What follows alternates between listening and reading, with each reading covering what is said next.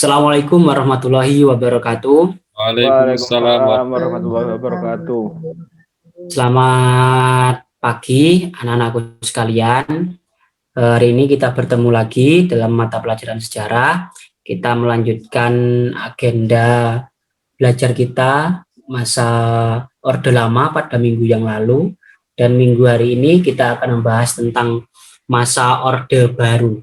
Jadi nanti Bapak akan menjelaskan poin-poin apa itu Orde Baru, latar belakang Orde Baru, dan lain sebagainya. Nanti anak-anakku bisa langsung memberikan pertanyaan tentang bagaimana, apa, dan siapa Orde Baru. Oke, akan Bapak tampilkan PPT, bisa disimak penjelasan dari Bapak.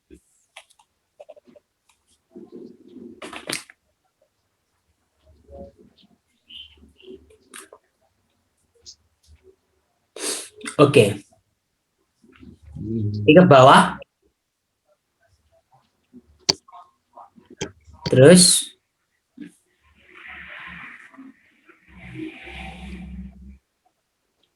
apa itu Orde Baru? Oke. Nah, di situ di PPT Bapak ada latar belakang. Nah, latar belakang ini ada beberapa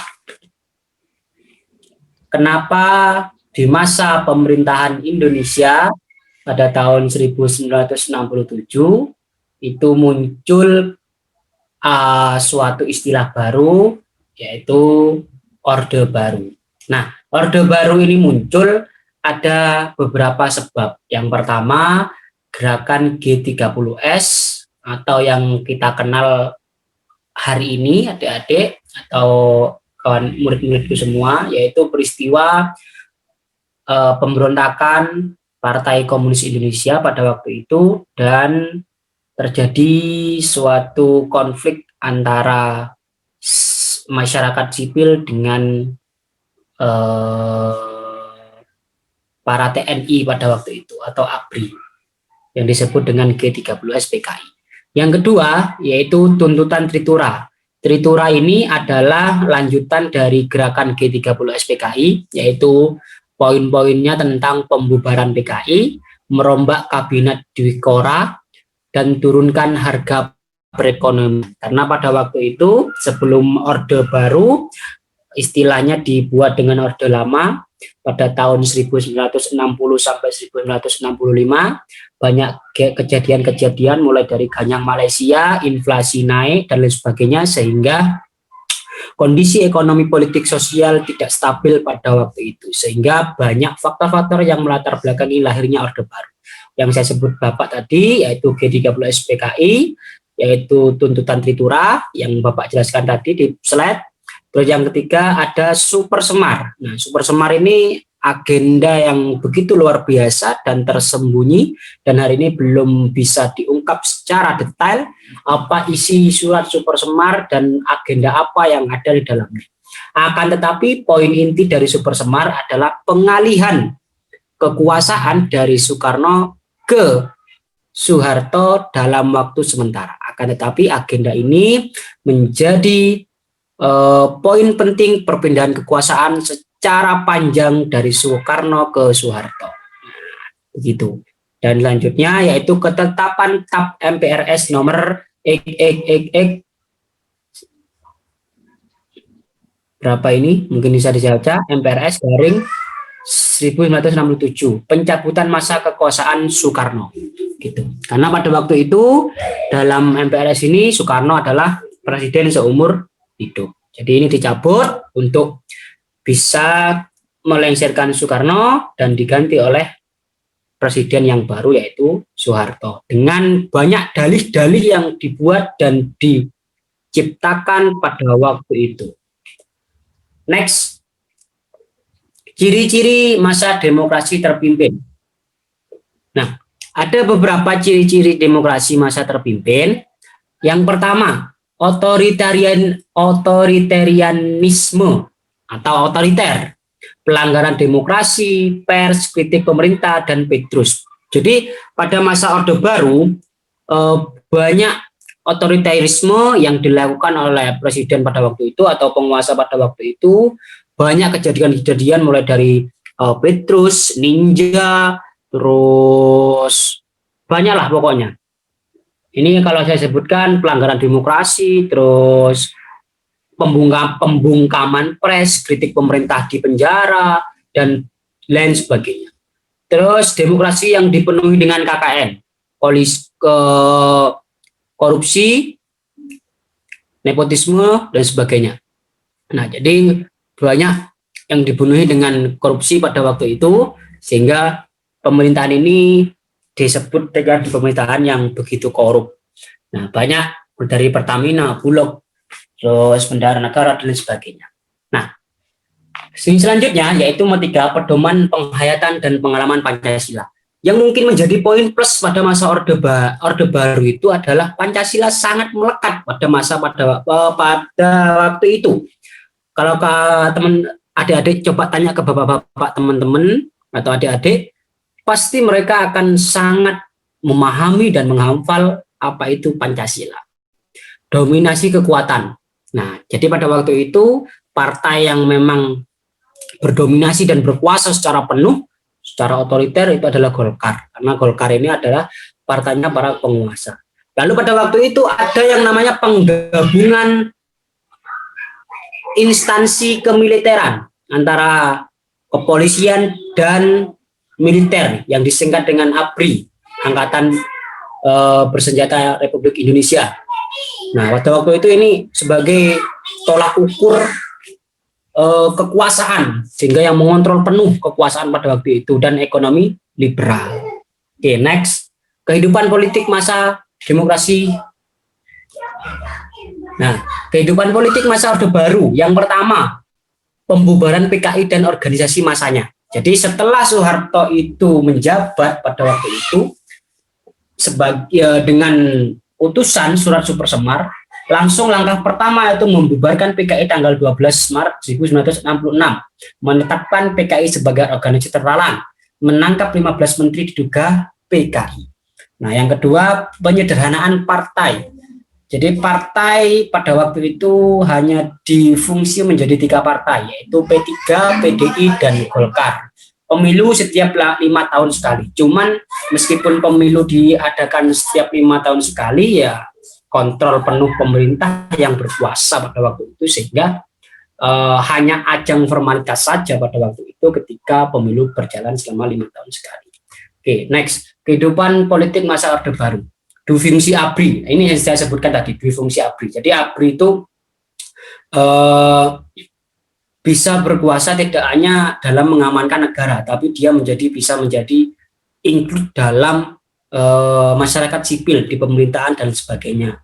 Bisa di Hankam dan Sospol. Yang kedua, pemasyarakatan P4, pedoman penghayatan dan pengamalan Pancasila. Ini poin positif kalau kawan-kawan bisa tanya kepada bapak atau mbah pada waktu itu. Nah, kehidupan politik masa Orde Baru. 1, kembali menjadi anggota PBB. Jadi pada masa Orde Lama, Soekarno itu pernah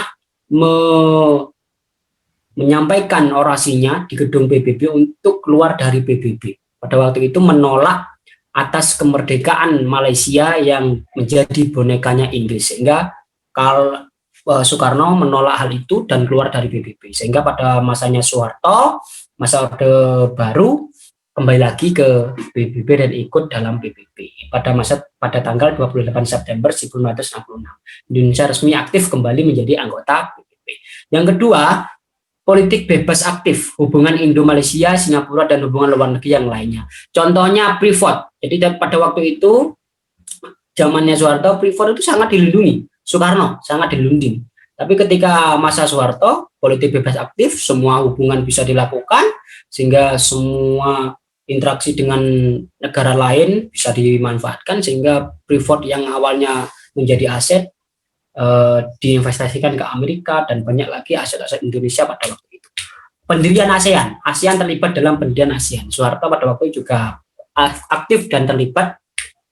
Perdana Menteri Indonesia pada waktu itu, lupa saya, itu aktif untuk mendirikan perkumpulan yang namanya ASEAN. Nah, selesai. Terima kasih. Itu yang bisa Bapak sampaikan tentang materi tentang orde baru. Tadi sudah sedikit detail Bapak jelaskan. Jadi saya harap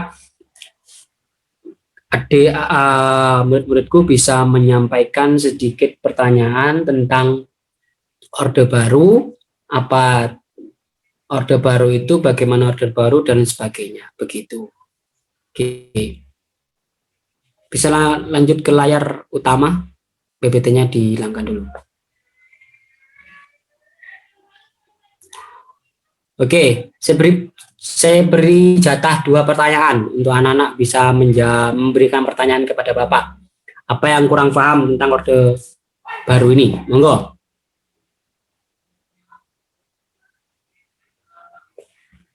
Oh ya, monggo Muslih mau tanya. Oke, terima kasih atas waktunya Bapak.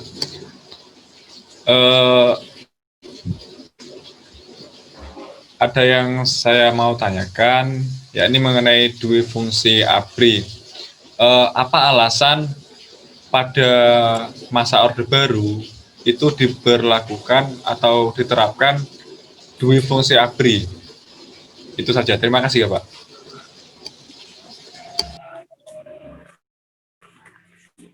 Terima kasih Pak Muslih.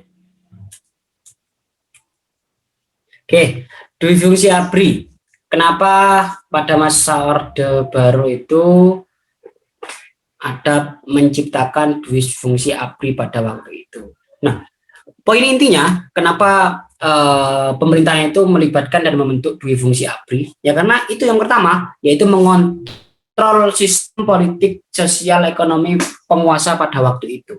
Karena ketika masa Soekarno, nah para kaum militer itu memang difokuskan secara konstitusi untuk tidak berpolitik dan hanya untuk fokus melindungi negara.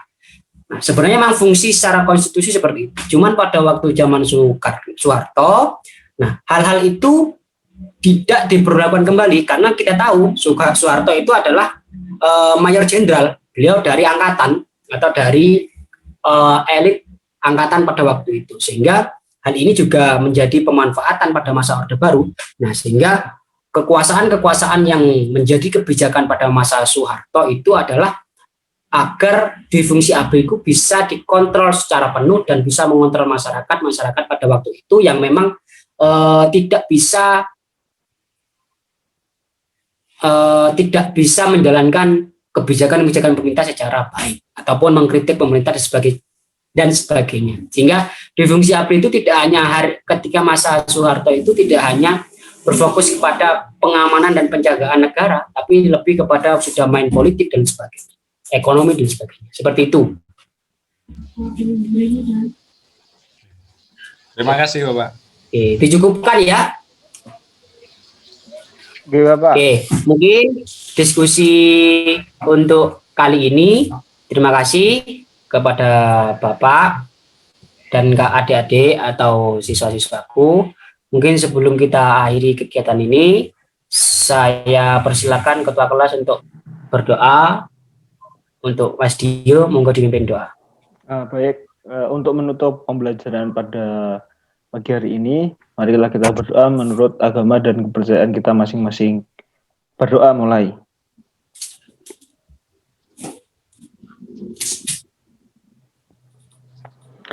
Berdoa selesai.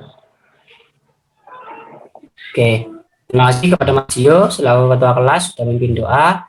Saya cukupkan sampai hari ini. Mohon maaf jika ada salah kata dan konsep-konsep bagi kami. Mungkin saja bisa bilang. Assalamualaikum warahmatullahi wabarakatuh. Waalaikumsalam warahmatullahi wabarakatuh.